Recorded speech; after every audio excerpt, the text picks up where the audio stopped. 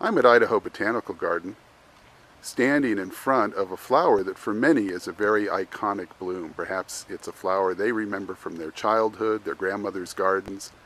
If you're a fan of hydrangeas, you've probably also experienced the challenge of growing them in a climate like Idaho's. So we're going to talk with horticulture manager Toby Mancini about some varieties that will produce some beautiful blooms for you without the frustration you might have otherwise experienced. The challenge with hydrangeas is that most of them we're familiar with are what we call the mophead types, and those grow in quite a bit of shade, loose draining soil that's typically very fertile. To start off with, we don't have a lot of that type of soil condition or environment here in Idaho. It's in very few places. And the other challenge that those types of varieties have are that they bloom on last season's wood. So if we are lucky enough to find, which there are a few, varieties that are hardy enough to grow here and survive our winters, most of the time all the growth that's above ground gets killed back to the ground. So the roots may be alive, but all the flowering buds likely have been killed off in most of our winters. So that's our biggest challenge with those types. This is a beautiful hydrangea you're standing in front of. What's the secret of growing one that's this gorgeous? Well, a lot of it has to do with the magic of the Idaho Botanical Gardens, which everyone's just going to have to come experience for themselves. But in this case with the hydrangea behind me, another large part of that is actually the type of hydrangea that it is. It's what we call a hydrangea paniculata, and it's a particular group of hydrangeas that are ideally suited to our climates and growing conditions. Really just put it in the ground and give it a good amount of water.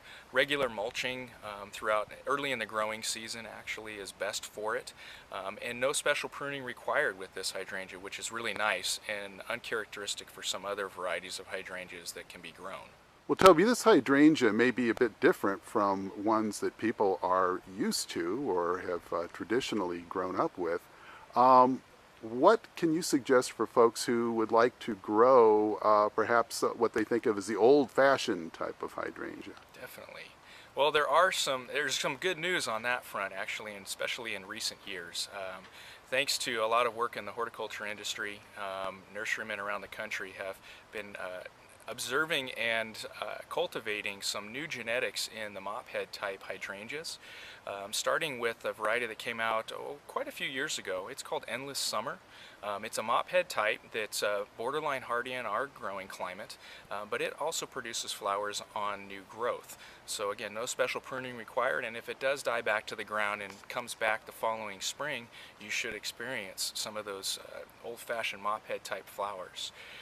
Since they introduced the first Endless Summer variety, they have introduced a number of other selections from that same genetic line in that group of plants. So they have some other types of mophead types of hydrangeas, if you will, that are available on the market today, and you just want to ask for varieties that are remontant bloomers. That's the term used for the mopheads that bloom on new wood each year for you. Toby, for folks that are inspired to plant some hydrangeas, we're talking about this at the end of August. Is it too late in the season?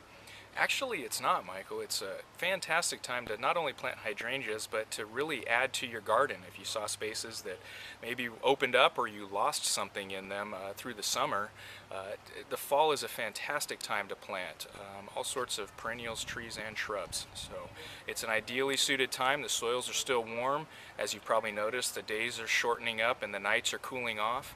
Plants love those conditions to get established, and that's what we want to accomplish in the fall, is getting those plants' roots well established so that they can get through the winter and then they explode out of the ground next spring for you. In addition to that, it's a great opportunity to find tremendous values at your local garden center. So there'll be all kinds of these types of plants that are looking for new homes, and those garden centers typically pass that value on to all of their customers at this time of year as well. So you heard it, folks. Adopt a hydrangea today and give it a home. Absolutely. Toby, thanks so much for your time. Thank you.